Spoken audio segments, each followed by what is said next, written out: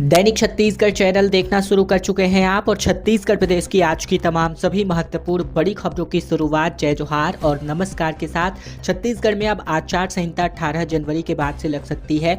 छत्तीसगढ़ में आगामी नगरीय निकाय और पंचायत चुनाव के लिए मतदाता सूची का अंतिम प्रकाशन अब 18 जनवरी को होने वाला है।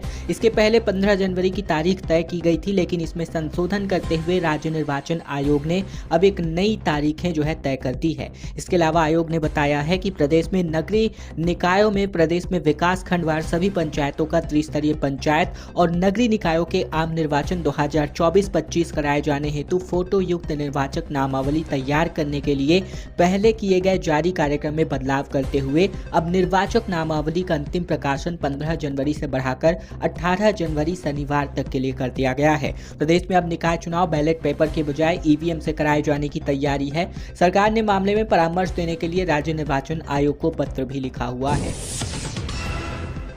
छत्तीसगढ़ में ओबीसी आरक्षण पर छत्तीसगढ़ कांग्रेस ने मोर्चा खोल दिया है, जहां आज पूरे प्रदेश भर में इसका विरोध प्रदर्शन किया जाएगा। दीपक बैज ने कहा कि सरकार ने साजिश करके कटौती करी है।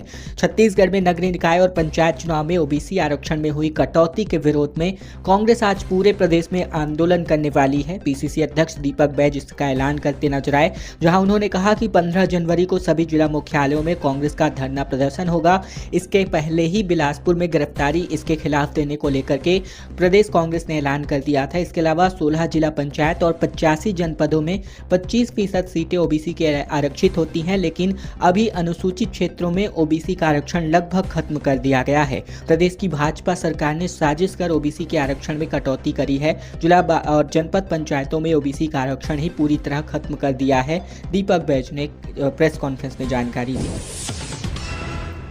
खबर रायगढ़ से, जहां धान खरीदी केंद्र में एक हाथी का घुसते हुए वीडियो सामने आया, जहां एक एक करके कई बोरी जंगल ले गया। इसके बाद 18 हाथियों का दल भी गांव पहुंच गया। छत्तीसगढ़ के रायगढ़ जिले में बीती रात धान खरीदी केंद्र में एक हाथी घुस गया और हाथी मित्र दल और वनकर्मी उसे खदेड़ने की कोशिश करते रहे, लेकिन वह बार बार वापस मंडी में आ जाता। मंडी में रखी धान की बोरियां को एक एक करके हाथी जंगल की ओर ले गया। कुछ ही दूरी में हाथी धान खाता और फैलाकर वापस मंडी में आ जाता। ये सिलसिला तकरीबन 10 से 11 बोरियों तक चला और मामला बंगुर सरिया गांव का है। बड़ी मुश्किल से ही हाथी को जंगल की ओर खदेड़ा गया। ग्रामीणों की मुसीबतें यही नहीं थमी। इसके बाद देर रात 3 बजे 18 हाथी का दल बस्ती में भी घुस आया और यहां हाथियों ने सब्जी की फसल को रौंद कर बर्बाद कर दिया। इसके अलावा जानकारी के मुताबिक सोमवार की रात तकरीबन 9:30 बजे के आसपास जंगल से निकलकर एक हाथी यहां मंडी पहुंचा हुआ था। छत्तीसगढ़ में बर्खास्त बीएड सहायक शिक्षकों का विरोध लगातार जारी है, जहां कांग्रेस और प्रियंका गांधी समर्थन में नजर आते हैं, तो वहीं छत्तीसगढ़ में बर्खास्त किए गए बीएड सहायक शिक्षकों ने आज प्रदेश में गुब्बारा निकाल कर कुछ गुब्बारा से उड़ाकर सहायक शिक्षकों के समायोजन का पोस्टर लगाकर इस गुब्बारे को ऊपर हवा में उड़ाया और इसके खिलाफ यानी सरकार की अपनी मांगों का समर्थन करते हुए सरकार से समायोजन की मांग करते नजर आए। जहां पूर्व मुख्यमंत्री भूपेश बघेल ने भी मंच से बीएड सहायक शिक्षकों का समर्थन देने के लिए खड़े होने का वायदा किया था। जहां कांग्रेस महासचिव प्रियंका गांधी ने भी इस मुद्दे पर ट्वीट करते हुए भाजपा सरकार पर हमला बोला। प्रियंका गांधी ने कहा कि भाजपा युवाओं को अंधकार में धकेल रही है, तो वहीं राज्य में 33,000 शिक्षकों खाली पद के बावजूद 3,000 शिक्षकों को नौकरी से निकाल दिया गया। कांग्रेस और प्रियंका गांधी के समर्थन के बावजूद राज्य सरकार इस मामले पर चुप्पी साधे हुए है और बीएड सहायक शिक्षक अपनी नौकरी की बहाली की मांग को लेकर सड़कों पर संघर्ष करने को मजबूर हैं। सरगुजा में कड़ाके की ठंड देखने को मिल रही है, जहां तापमान 3 डिग्री तक लुढ़कने वाला है। रायपुर में बादल तो वहीं पेंड्रा में घना कोहरा छाया नजर आया। छत्तीसगढ़ के उत्तरी हिस्से यानी सरगुजा संभाग में कड़ाके की ठंड पड़ रही है। अगले 48 घंटों में रात के तापमान में 2 से लेकर 3 डिग्री तक की गिरावट और हो सकती है। इसके बाद न्यूनतम तापमान में बढ़ोतरी का दौर शुरू हो जाएगा। प्रदेश में गौरेला पेंड्रा मरवाही सबसे ठंडा स्थान रहा, जहाँ दिन का तापमान 18.5 डिग्री सेल्सियस रहा, जो नॉर्मल से 6.2 डिग्री सेल्सियस कम है। तो वहीं मैदानी इलाकों में दुर्ग संभाग सबसे ठंडा रहा, जहां रात का तापमान 10 डिग्री सेल्सियस दिखाई दिया। वेस्टर्न डिस्टर्बेंस के कारण समुद्र से नमी आने के बाद रायपुर सहित कई जिलों में बादल छाए हुए हैं, तो वहीं रात का तापमान इसकी वजह से बढ़ता हुआ दिखाई दिया है। मैन पार्ट में भी घना कोहरा छाया हुआ है, जिसकी वजह से ठिठुरन बढ़ चुकी है। इसके अलावा पिछले 2 हफ्तों में रात का औसत तापमान 13.9 डिग्री सेल्सियस के आसपास रायपुर में रिकॉर्ड किया गया। अनारक्षित सीटों पर ओबीसी को अब भाजपा चुनाव लड़ाने जा रही है। कानून की किताब लेकर डिप्टी सीएम साहब ने कहा कि कांग्रेस ओबीसी आरक्षण शून्य करने की साजिश में थी। दरअसल छत्तीसगढ़ में निकाय चुनाव के नजदीक आते ही अब ओबीसी आरक्षण पर लगातार राजनीति का दौर शुरू हो चुका है। प्रदेश में बात करें तो 50% से अधिक ओबीसी मौजूद हैं वर्तमान में। ऐसे में बीजेपी प्रदेश अध्यक्ष किरण सिंहदेव के मुताबिक जहां अनारक्षित सीटें होती हैं, यानी जहां जनरल सीटें होती हैं, वहां कोई भी चुनाव लड़ सकता है। तो हम अपनी पार्टी की आंतरिक व्यवस्था को ध्यान में रखते हुए जनरल सीटों पर ओबीसी को प्राथमिकता देंगे।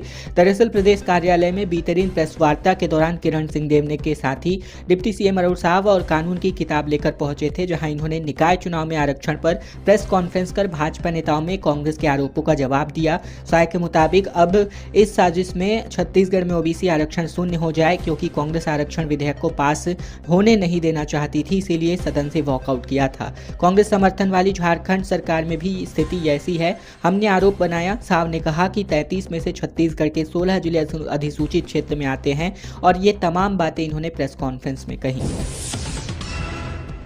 प्रदेश में शराब की दुकानें 2 दिन बंद रहने वाली हैं इस जनवरी माह में, जहां शुष्क दिवस घोषित कर दिया गया है। छत्तीसगढ़ में प्रदेश में तकरीबन गणतंत्र दिवस और महात्मा गांधी निर्माण दिवस के अवसर पर शराब की दुकानों को बंद रखने हेतु शुष्क दिवस घोषित किया गया है, यानी ड्राई डे 26 जनवरी और 30 जनवरी को होने वाला है, जहाँ प्रदेश की सभी शराब की दुकानें बंद रहेंगी। अगर कोई शराब बेचते या फिर पिलाते हुए पकड़ा जाता है तो उनके खिलाफ कड़ी कार्रवाई होगी। इसके अलावा आबकारी आयुक्त छत्तीसगढ़ द्वारा जारी पत्र के परिपालन में गणतंत्र दिवस के अवसर पर 26 जनवरी 2025 और महात्मा गांधी निर्माण दिवस 2025 को लेकर के, यानी 30 जनवरी को लेकर शुष्क दिवस घोषित किया गया है, जहां इस दौरान जिले में संचालित समस्त प्रदेशों में संचालित होने वाले कंपोजिट दुकानें, विदेशी मदिरा दुकानें, संलग्न अहाता, RFL 8 और मद्य भंडारागार पूरी तरीके से बंद रहेंगे, और इसी तरह मदिरा का विक्रय और परिवहन भी, परोसना भी पूर्णतः प्रतिबंध होने जा रहा है। छत्तीसगढ़ में आगामी निकाय चुनाव हेतु ईवीएम की टेस्टिंग शुरू हो चुकी है, और निकाय और पंचायत चुनाव की घोषणा को लेकर के मतदाता सूची का अंतिम प्रकाशन को लेकर भी खबर आ रही है। छत्तीसगढ़ में नगरीय निकाय चुनाव और पंचायत चुनाव के लिए मतदाता सूची का अंतिम प्रकाशन 18 जनवरी को होने जा रहा है। इसके पहले ही ईवीएम की जाँच के लिए ईवीएम मशीनें की जाँच शुरू हो गई है। इसके बाद हैदराबाद की टेक्निकल टीम रायपुर पहुँच गई है, और ये टीम राज्य निर्वाचन आयोग के पास उपलब्ध 20,000 बैलेट यूनिट और 10,000 ईवीएम मशीनों की जाँच करेगी, और इसी के साथ ही चुनाव कार्यक्रमों की घोषणा की तैयारी भी हो जाएगी। नगरीय निकाय और पंचायत चुनाव के लिए लगभग सभी तैयारियां पूर्ण की जा चुकी हैं। पंचायत से लेकर जिला पंचायत तक पंच सदस्य और अध्यक्षों के लिए आरक्षण की प्रक्रिया पूरी हो चुकी है, और इसी तरह नगर निगम से लेकर नगर पंचायत वार्ड के साथ ही महापौर और अध्यक्ष पद के लिए भी आरक्षण की कार्यवाही अब पूर्ण की जा चुकी है। एकमात्र मतदाता सूची का अंतिम प्रकाशन बाकी है, जो हो जाएगा, और ऐसे में चुनाव की प्रक्रिया पूरी हो चुकी है और केवल कार्यक्रम की घोषणा मात्र बाकी रह चुका है, और इसी के साथ ही आचार संहिता लग जाएगी। भर्ती निकलने की संभावना सीजीपीएससी से इसी माह में नजर आ रही है, जहां पीएससी से साल की पहली वैकेंसी उद्योग विभाग के लिए आ सकता है। एग्जाम कैलेंडर पर हालांकि संशय की स्थिति है। नया साल शुरू होने के साथ ही प्रदेश के युवाओं के लिए नजर नई वैकेंसीज पर है, और इसके लिए यह काम की खबर है, क्योंकि छत्तीसगढ़ लोक सेवा आयोग की ओर से साल की पहली वैकेंसी उद्योग विभाग के लिए निकलने जा रही है। यह सहायक संचालक और प्रबंधक पद के लिए है। इसको लेकर तैयारी की जा रही है। संभावना है कि इस महीने के लिए इसका विज्ञापन अंत तक जारी हो सकता है। वहीं दूसरी ओर एग्जाम कैलेंडर को लेकर अब भी संशय की स्थिति बनी हुई है। सीजीपीएससी से पिछले साल कुल 646 पदों के लिए वैकेंसीज निकाली गई थी, जिनमें राज्य सेवा परीक्षा के 246 और एसआई भर्ती के 341 पद थे। इसके अलावा बॉयलर इंस्पेक्टर के 2 और सिविल जज के तकरीबन 57 पदों के लिए भर्ती निकाली गई थी। ये भर्ती सितंबर के बाद निकाली गई, और अब नए साल की शुरुआत में उद्योग विभाग के लिए वैकेंसीज निकालने की तैयारी है। जानकारों का कहना है कि इस भर्ती के लिए विभाग से पीएससी को कुछ महीने पहले प्रस्ताव भेजा गया था, और इसके अनुसार पीएससी से इसकी तैयारी की गई है। आने वाले कुछ दिनों में 30 पदों के लिए ये भर्ती निकाली जा सकती है, और इसके अलावा कुछ अन्य भर्ती पदों को लेकर भी प्रस्ताव है। अगर व्यापम की ओर से जनवरी फरवरी में कोई परीक्षा नहीं होगी तो इसकी परीक्षाएं मार्च माह से शुरू हो सकती है। 2 सालों से बिना कोषाध्यक्ष के छत्तीसगढ़ कांग्रेस चल रहा है, जहां ईडी की रेड के बाद से रामगोपाल अग्रवाल अब तक नहीं दिखाई दिए हैं। छत्तीसगढ़ कांग्रेस पिछले 2 साल से बिना कोषाध्यक्ष के ही चलाया जा रहा है। ईडी की रेड के बाद पार्टी के कोषाध्यक्ष रामगोपाल अग्रवाल पिछले 2 सालों से फरार चल रहे हैं और इसके बाद से कोई नियुक्तियां अभी तक नहीं हो पाई हैं। इस पर सिंहदेव ने भी एक सवाल के जवाब में कहा कि पार्टी का बैकबोन थोड़ा हिला हुआ है। पार्टी के कोषाध्यक्ष नहीं रहने की वजह से दिक्कतें भी आ रही हैं। साल 2013 में रामगोपाल अग्रवाल को छत्तीसगढ़ प्रदेश कांग्रेस कमेटी का कोषाध्यक्ष नियुक्त किया गया था। 2023 में 2 से 3 बार उनके ठिकानों पर ईडी ने छापा मारा था और इसके बाद से ही वे नहीं दिखे हैं। किसी भी राजनीतिक दल में ऐसा व्यक्ति जो आधिकारिक रूप से पार्टी का अकाउंट संभालता है उसे कोषाध्यक्ष कहते हैं और ऐसे में चुनाव आयोग के गाइडलाइंस के मुताबिक उनका नाम बताना जरूरी होता है। ऐसे में पार्टी से जुड़े खर्चे और बैंक में कोषाध्यक्ष के दस्तखत भी जरूरी होते हैं। अधिकृत रूप से कोषाध्यक्ष के दस्तखत के बिना बड़े खर्चे नहीं किए जा सकते और इसके बावजूद पिछले 2 सालों से इस पद की अनदेखी करी गई और संगठन की व्यवस्था के मुताबिक पार्टी में कोषाध्यक्ष का पद दूसरे नंबर पर माना जाता है। छत्तीसगढ़ के दंतेवाड़ा में जू पार्क खुलने जा रहा है, जिसकी घोषणा मुख्यमंत्री ने करी। छत्तीसगढ़ के दंतेवाड़ा जिले में बस्तर का पहला जू पार्क यानी चिड़ियाघर खुलने जा रहा है और इसमें देसी विदेशी नस्ल के सैकड़ों पशु पक्षी उपस्थित होंगे। रायपुर के जंगल सफारी की तर्ज पर इसको बनाया जाएगा, जहां पर्यटन को बढ़ावा देने और वन्य प्राणियों के संरक्षण के लिए जिला प्रशासन की एक नई पहल देखने को मिल रही है। मुख्यमंत्री विष्णुदेव साय ने बचेली आम सभा में इसकी घोषणा कर दी है। दंतेवाड़ा डीएफओ सागर जाधव ने बातचीत में कहा कि जू के लिए पिछले कई दिनों से प्लानिंग किया जा रहा है। यहाँ जिले में हमने 2 से 3 लोकेशंस देखे हैं जो जू के लिए सुइटेबल हैं और इन्हीं जगहों में से सबसे पहले किसी एक जगह का चयन किया जाना है, जिसके बाद टीपीआर बनाकर सरकार को दिया जाएगा। और उन्होंने कहा कि जगह का चयन होने के बाद कोशिश रहेगी कि जितनी जल्दी हो सके जू के लिए काम शुरू कर दिए जाएंगे। निकाय चुनाव से पहले कांग्रेस ने 3 जिलाध्यक्षों की घोषणा बदले के तौर पर कर दी है, जहां बस्तर ग्रामीण में प्रेम शंकर, मुंगेली में घनश्याम तो वहीं रायगढ़ में नागेंद्र को यहां पर कमान सौंपी गई है। वहीं 30 जिलाध्यक्ष भी यहां पर बदले जाने हैं। छत्तीसगढ़ में नगरीय निकाय चुनाव से पहले कांग्रेस ने अपने संगठन में बदलाव करना शुरू कर दिया है। कांग्रेस ने 3 जिलों में नए जिलाध्यक्षों के तौर पर नियुक्तियां कर दी हैं, जिनमें मुंगेली, बस्तर ग्रामीण और रायगढ़ ग्रामीण शामिल हैं। जारी आदेश के मुताबिक बस्तर ग्रामीण से लेकर प्रेम शुक्ला, रायगढ़ ग्रामीण में नागेंद्र नेगी और मुंगेली में घनश्याम वर्मा को जिलाध्यक्ष के तौर पर जिम्मेदारी सौंपी गई है।